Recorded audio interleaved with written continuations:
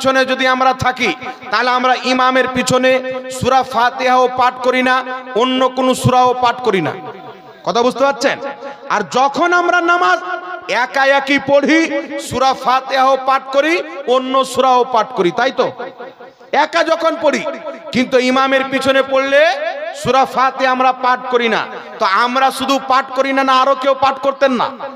এটা কি আমাদের বাড়ির বানানো ধর্ম, না এটা নবী মুস্তাফার দেওয়া ধর্ম? কি হয়েছে? দুরূদ শরীফ পড়েন। আল্লাহুম্মা সাল্লি আলা সাইয়্যিদিনা মাওলানা মুহাম্মদ ওয়া আলা আলি সাইয়্যিদিনা মাওলানা মুহাম্মদ সাল্লাল্লাহু তাআলা আলাইহি ওয়াসাল্লাম। আপনারা সামনে কথা বলা বন্ধ করেন। শুনছেন তো? রেডি আছেন তো? আর জোরে বলেন তো সুবহানাল্লাহ। একটু হাত তুলে বলেন তো ইয়া রাসূলুল্লাহ। মাশাআল্লাহ। আলহামদুলিল্লাহ। একটু লক্ষ্য করে শুনেন বাবা, আমরা যখন ইমামের পিছনে থাকি সূরা ফাতিহা পাঠ করি। আমার কাছে একটি বাংলা বুখারী আছে, সে বাংলা বুখারীর অনুবাদ করা হয়েছে। রাসূল পাক বলছেন বুখারীতে হাদিস, যেই ব্যক্তি সূরা ফাতিহা পড়লো না তার নামাজ হলো না। হাদিসটি উল্লেখ করে নিচে অনুবাদকারী লিখতেছেন যে আমাদের ভারত বাংলাদেশে হানাফি ভাইরা ইমামের পিছনে সূরা ফাতিহা পড়ে না, ওর নামাজ হয় না ওদের। মানে হানাফিদের নামাজ হলো বাতিল। বাংলাদেশ থেকে কিতাব লেখা হয়েছে জাল হাদিসের কবলে রাসূলুল্লাহর সালাত। বাংলাদেশ থেকে কিতাব লেখা হচ্ছে পরিচালিত সালাত বানাম রাসূলুল্লাহর সালাত। মানে ওদের সালাত হচ্ছে নবীর সালাত নামাজ, আর আমাদের নামাজটা হচ্ছে বানানো নামাজ। বলা নাউজুবিল্লাহ। কিতাব পর্যন্ত লিখে দেওয়া হয়েছে। কিন্তু আপনি চিন্তা করেন বাবা, রাফায়দান না করলে যদি নামাজটা বানানো হয়, তাহলে আমার নবী তো রাফায়দান করেননি, তাহলে আমার নবীর নামাজে আঙুল তোলা হলো না? আবু বকর সিদ্দিক রাফায়দান করেননি, উমর ফারুক রাফায়দান করেননি, উসমান গনি রাফায়দান করেননি, আলী রাফায়দান করেননি, আব্দুল্লাহ ইবনে মাসউদ রাফায়দান করতেন না। এমন কি যে আব্দুল্লাহ ইবনে উমর পূর্বে রাফায়দান করতেন, পরে ছেড়ে দিয়েছেন। তাহলে এইগুলো সাহাবীর নামাজ কি জাল নামাজ ছিল? জোরে বলেন, জাল নামাজ ছিল? আমরা আহলে সুন্নাত ওয়াল জামাত বলি, কেউ যদি শাফি হাম্বলি মাযহাবকে মেনে রাফায়দান করে আমাদের কোনো আপত্তি নাই। মাযহাব মেনে যদি রাফায়দান করে করো, কারণ ইমাম শাফি মুজতাহিদ ছিলেন। আর কোনো মুজতাহিদ যদি গবেষণা করতে গিয়ে মাসলা বের করতে গিয়ে কোনো ভুল করে দেয়, তাহলে সেই ব্যক্তির মাসলাতে আমল করা সঠিক হয় শরীয়তে। আল্লাহর নবী আলাইহিস সালাম বলেছেন, যখন কোনো মুজতাহিদ কোরআন হাদিস থেকে মাসলা বের করে, মাসলা বের করতে করতে সঠিকটা যখন বের করে, ওই ব্যক্তি 2 নেকি পায়। যখন ভুল করে দেয়, খাতায় ইজতিহাদি করে দেয়, মুজতাহিদ 1 নেকি পায় মেহনত পরিশ্রম করার কারণে। যারা শাফি মাযহাবকে মেনে হাম্বলি মাযহাবকে মেনে রাফায়দান করবে আমাদের কোনো আপত্তি নাই। আর তুমি বলছো আমরা সহিহ হাদিস মান্যকারী, তো বুখারীর সহিহ হাদিসে রাফায়দান করার হাদিস নিলে আর তিরমিজির সহিহ হাদিস নবী রাফায়দান করেননি, এটা কেন ছেড়ে দিলে? কথা আমার বুঝতে পেরেছেন কি পারেননি বাবা? আর যদি আমাদেরকে বলো তিরমিজি শরীফের রাফায়দান না করার সহিহ হাদিস নিলে, মুসনাদে বাজ্জারে না করার সহিহ হাদিসটাকে নিলেন, মুসান্নাফ ইবনে আবি শাইবা রাফায়দান না করার সহিহ হাদিসকে আপনারা গ্রহণ করলেন, বুখারীর রাফায়দান করার হাদিসটাকে কেন নিলেন না? তো আমাদের বক্তব্য হচ্ছে বুখারীর হাদিসের উপর আমাদের ঈমান। আল্লাহর নবী পূর্বে রাফায়দান করেছেন, পরে ছেড়ে দিয়েছেন, তাই আমরাও রাফায়দান ছাড়াটাকে নিয়েছি। নবী যেটা পূর্বে করেছেন পরে ছেড়ে দিয়েছেন, পূর্বেরটাকে মানসুখ বলা হয়, পরেরটাকে নাসিখ বলা হয়। আমল মানসুখের উপরে হয় না, আমল হয় নাসিখের উপরে। জোরে বলেন সুবহানাল্লাহ। সুবহানাল্লাহ। কথা বুঝতে পেরেছেন বাবা? একজন ব্যক্তি একটি আমাকে লিখনি দিয়ে পাঠালো যে বড় পীর আব্দুল কাদের জিলানী নামাজ পড়তেন তো রাফায়দান করতেন, তো উনাকে মাননেওয়ালা উনার মুরিদরা কেন রাফায়দান করে না? তো বড় পীর আব্দুল কাদের জিলানী মাযহাবান হাম্বলি মাযহাবের অনুসারী ছিলেন। উনি ইমামে আযম আবু হাম্বলি, ইমামে আহমদ বিন হাম্বলের মুকাল্লিদ ছিলেন, গওস পাকও মুকাল্লিদ ছিলেন। তিনার ইমাম রাফায়দান করার পক্ষে ফতোয়া দিয়েছেন, তাই তিনি রাফায়দান করতেন। তুমিও বলো না আমি ইমাম শাফির অনুসরণ করি, ইমাম আহমদ বিন হাম্বলের মুকাল্লিদ, উনার মাযহাবকে মানি, তুমি রাফায়দান করো, আমাদের কোনো সমস্যা নাই। কিন্তু নবী পাকের একটি আমলকে জাল বলে আর একটি আমলকে তুমি সহি বলে গ্রহণ করবে, রাফায়দান না করার সহি হাদিসকে জাল বানিয়ে করার সহি হাদিসে আমল করবে।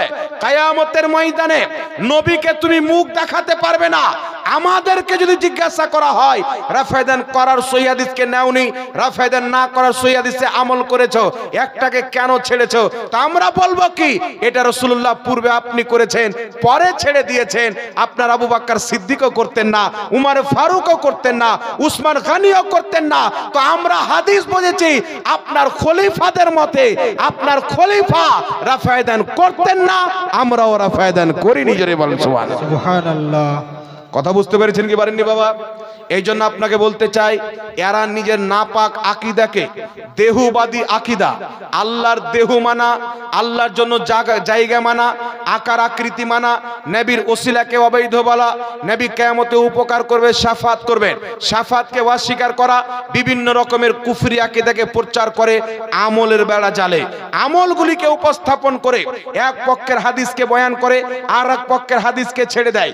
বুখারীতে রাসূল পাক বলছেন, যেই ব্যক্তি সূরা ফাতিহা পড়লো না তার নামাজ হলো না। অর্থাৎ হানাফিরা ইমামের পিছনে সূরা ফাতিহা পড়ে না, তাদের নামাজ হয় না, বলে নাউজুবিল্লাহ। এটা কি শুধু হানাফিরা পড়ে না? এখন আপনাকে বলছি শুনেন, তিরমিজি শরীফের মধ্যে হাদিস, নবী পাকের বিখ্যাত সাহাবী আহলুল ইলম সাহাবীর মধ্যে একজন হযরতে জাবির রাদিয়াল্লাহু তাআলা আনহু, যিনি আল্লাহর নবীর পিছনে 20 থেকে 30 বছর আল্লাহর নবীর সঙ্গে থেকেছেন। হযরতে জাবির রাদিয়াল্লাহু তাআলা আনহু কি বলছেন? তিরমিজিতে হাদিস, তিনি বলছেন, যেই ব্যক্তি সূরা ফাতিহা পড়লো না তার নামাজ হলো না, ইল্লা আইয়াকুনা ওয়া রাআল ইমাম, কিন্তু ইমামের পিছনে থাকলে পড়তে হবে না। ইমাম তিরমিজি বলছেন, হাযা হাদিসুন হাসানুন সহিহুন, এই হাদিসটি হচ্ছে সহিহ। জোরে বলেন সুবহানাল্লাহ। সুবহানাল্লাহ। আর শুধু ইমাম তিরমিজি সহিহ বলেননি, নাসিরউদ্দিন আলবানী নিজের সিলসিলায়ে আহাদিসে সহিহার মধ্যে হাদিসটিকে সহিহ বলেছেন। হযরতে জাবির রাদিয়াল্লাহু তাআলা আনহু নবীর সাহাবী বলছেন, আল্লাহর নবীর হাদিস, যে সূরা ফাতিহা পড়লো না তার নামাজ হলো না, কিন্তু ইমামের পিছনে পড়তে হবে না। মানে কি বুঝতে পারলেন? একা থাকলে সূরা ফাতিহা না পড়লে নামাজ হবে না, আর ইমামের পিছে থাকলে সূরা ফাতিহা পড়া বৈধ হবে না। জোরে বলতে হবে সুবহানাল্লাহ। মাসলা আপনারা বুঝতে পারছেন তো বাবা? এই জোরে বলেন, বুঝতে পারছেন তো? এইবার চলে আসেন ইমাম তিরমিজি রাহমাতুল্লাহ আলাইহি তিরমিজি শরীফের প্রথম খণ্ডের মধ্যে উল্লেখ করেছেন। কি উল্লেখ করেছেন? ইমাম তিরমিজি হাদিস উল্লেখ করেছেন রাসূলুল্লাহর, যেই ব্যক্তি সূরা ফাতিহা পড়লো না তার নামাজ হলো না। ইমাম তিরমিজির বক্তব্য, ইমাম মালিকের বক্তব্য ইমাম তিরমিজি উল্লেখ করেছেন। ইমাম মালিক বলছেন, ইদা কানা ওয়াহদা, এই হাদিসটি হচ্ছে একা একির জন্য। যেই ব্যক্তি একা নামাজ পড়বে, সূরা ফাতিহা পড়বে না, তার নামাজ হবে না। উঠান আবু দাউদ শরীফ, ইমাম আবু দাউদ হাদিসটি উল্লেখ করেছেন, যেই ব্যক্তি সূরা ফাতিহা পড়বে না তার নামাজ হবে না। ইমাম আবু দাউদ এই হাদিসের নিচে ইমাম সুফিয়ান সৌরি রাহমাতুল্লাহ আলাইহির কওল উল্লেখ করেছেন। ইমাম সুফিয়ান সৌরি একই কথা বলছেন, এই হাদিসটি হচ্ছে একা একির জন্য। যেই ব্যক্তি একা নামাজ পড়বে, সূরা ফাতিহা পড়বে না, তার নামাজ হবে না, কিন্তু ইমামের পিছে যদি থাকে তাহলে সূরা ফাতিহা পড়তে হবে না। জোরে বলেন সুবহানাল্লাহ। কথা আমার বুঝতে পারছেন কি পারেন না বাবা? আরেকটি হাদিস শুনেন, সুনানে আবু দাউদের মধ্যে, সুনানে ইবনে মাজার মধ্যে হাদিস এবং নাসাইর মধ্যে হাদিস। হাদিসের সনদ হচ্ছে সহিহ। আলবানী হাদিসটিকে সহিহ বলেছেন, ইমাম শেখ আরনাউত হাদিসটিকে সহিহ বলেছেন, আরো অসংখ্য ইমাম হাদিসটিকে সহিহ বলেছেন। আল্লাহর নবী বলছেন, ইন্নামা জুইলাল ইমামু লিইউতাম্মা বিহি ফাইদা কাব্বারা ফাকাব্বিরু ফাইদা কারাআ ফানসিতু। আল্লাহর নবী বলছেন, ইমাম এই জন্য নিযুক্ত করা হয় যে ইমামকে অনুসরণ করতে হবে। ফাইদা কাব্বারা, ইমাম যখন তাকবীর বলবে, ফাকাব্বিরু, তোমরাও তাকবীর বলো। ফাইদা কারা, ইমাম যখন কেরাত আরম্ভ করবে, ফানসিতু, তখন তোমরা চুপচাপ হয়ে যাও। জোরে বলেন সুবহানাল্লাহ। সুবহানাল্লাহ। তো আল্লাহর নবী নিজে একটি হাদিসে বলছেন, ইমাম যখন সূরা ফাতিহা আরম্ভ করবে তোমরা চুপ হয়ে যাও। আরেকটি হাদিসে রাসূল বলছেন, যে সূরা ফাতিহা পড়লো না তার নামাজ হলো না। তো আমরা যখন একা নামাজ পড়ি বুখারীর হাদিসে আমল করি, আর ইমামের পিছে যখন নামাজ পড়ি নাসাই এবং ইবনে মাজার হাদিসে আমল করি। জোরে বলেন সুবহানাল্লাহ। সুবহানাল্লাহ। আর যারা একটা হাদিস নিয়ে বাকি সমস্ত হাদিসকে তালাক দিয়ে দেয়, একটা হাদিসের অপব্যাখ্যা করে, তারা নিজের নাম রেখেছে আহলে হাদিস। জোরে বলেন নাউজুবিল্লাহ। আর একটু জোরে বলতে হবে নাউজুবিল্লাহ। নাউজুবিল্লাহ মিন যালিক। এইবার শুনেন বিরাদর ইসলাম, আল্লাহর নবী কি বলেছেন? এখন কেউ বলবে ইমাম শুধু কেরাত করলে আমাদের কেরাত কি করে হয়ে যাবে? মুসনাদে আহমদের মধ্যে হাদিস, নাসিরউদ্দিন আলবানী হাদিসটিকে টানাটান সহিহ বলেছেন। আল্লাহর নবীর সাহাবী জাবির ইবনে আব্দুল্লাহ বলছেন, রাসূল পাক বলেছেন ইমামের কেরাতটাই হলো মুক্তাদির কেরাত। জোরে বলেন সুবহানাল্লাহ। ইমাম কেরাত করে নিল, মুক্তাদির কেরাত করে নেওয়া হলো। এই জন্য আমার আল্লাহ কুরআন পাকের মধ্যে আয়াত অবতীর্ণ করেছেন। আল মুগনি কিতাবের মধ্যে লেখা আছে, যখন কিছু সাহাবী ইমামের পিছনে সূরা ফাতিহা পাঠ করত, কেরাত করত, তখন আল্লাহ আয়াত নাজিল করলেন, ওয়াইদা কুরিয়াল কুরআনু ফাসতামিউ লাহু ওয়ানসিতু লাআল্লাকুম তুরহামুন। আল্লাহ বলছেন যখন কোরআন পাঠ করা হবে, কেরাত করা হবে, চুপচাপ মনোযোগ সহকারে শ্রবণ করো যেন তোমাদের প্রতি রহম করা হয়। ইমাম তাবরানী রাহমাতুল্লাহ আলাইহি তাফসীরে তাবারির মধ্যে ইমাম তাবারি উল্লেখ করেছেন, এই আয়াতটি হচ্ছে নামাজীদের জন্য।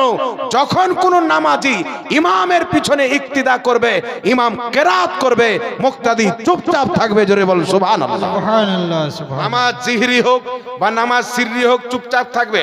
তবে ওয়াহাবিদের মাত্র একটি দলিল আছে, বুখারীর হাদিস আর আরেকটি হাদিস হযরতে আবু হুরায়রা থেকে বর্ণিত। আল্লাহর নবী নামাজ পড়ার পরে বলছেন, আমার পিছনে তোমরা কি কেরাত করতে? সাহাবী বলেন, হুজুর করতাম। নবী বললেন, সূরা ফাতিহা ছাড়া আর কিছু পড়িও না, কারণ সূরা ফাতিহা না পড়লে নামাজ হবে না। তো সূরা ফাতিহা পাঠ করার হাদিসটি কে বর্ণনা করছেন? হযরতে আবু হুরায়রা। আর না করার হাদিস কতজন সাহাবী বয়ান করছেন? একজন হযরতে জাবির। এবার আপনি হিসাব করিয়েন যে হযরতে জাবির কতদিন নবীর পিছনে নামাজ পড়েছেন আর হযরতে আবু হুরায়রা কতদিন নামাজ পড়েছেন। এই জন্য ইমামের পিছনে হযরতে আলী রাদিয়াল্লাহু তাআলা আনহুর সহিহ হাদিস আছেন যে হযরতে আলী বলছেন, যেই ব্যক্তি ইমামের পিছনে কেরাত করবে সেই ব্যক্তির মুখে পাথর মারো। জোরে বলেন সুবহানাল্লাহ। সুবহানাল্লাহ। এটা হযরতে আলী থেকে সহিহ সনদে হাদিসটি বর্ণিত। এই জন্য হযরতে আলী ইমামের পিছনে কেরাত করতেন না। আচ্ছা বলেন বাবা, এই সাহাবীদের নামাজ হয়নি? জি, একটা হাদিসকে নিয়ে মুমিনদের নামাজকে জাল বলে যেই ব্যক্তি এইভাবে লেডিস নামাজ পড়বে, ওর নামাজ কি কবুল হবে? এই জোরে বলেন, কবুল হবে? কিয়ামত পর্যন্ত কবুল হবে না। এই জন্য পৃথিবীর মুসলমান, লাস্ট একটি নামাজের বিষয়ে মাসলা আপনাকে বলে দিই। দেখেন আল্লাহর নবী আলাইহিস সালাতু ওয়াস সালাম বলেছেন, নামাজে দাঁড়ার ব্যাপারে আমার নবী কি বলেছেন? তোমরা যখন নামাজে দাঁড়াবে, কাতারকে সোজা করার জন্য কি করবে? ঘাড়ে ঘাড় মিলাবে, পায়ে পা মিলাবে। কি করবে? ঘাড়ে ঘাড় মিলাবে, পায়ে পা মিলাবে যখন তোমরা নামাজে দাঁড়াবে কাতার সোজা করার জন্য। তো ওয়াহাবি মতবাদ কি করছে জানেন? নবী বলেছেন পায়ে পা মিলাবে, এরা বলছে চড়াবে। বুঝতে পারছেন?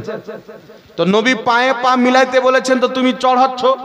তো নবী বলেছেন ঘাড়ে ঘাড় মিলাও, তো ঘাড়ে ঘাড়টাও চড়াও নাকি? এটার মানা চড়ালি চড়, ওটার মানা চড়ালাও না। নচেত পৃথিবীতে কোনো একটি হাদিস দেখাও যে আল্লাহর নবী বলেছেন পায়ে পা চড়িয়ে নামাজ পড়ো। কোনো হাদিস নাই।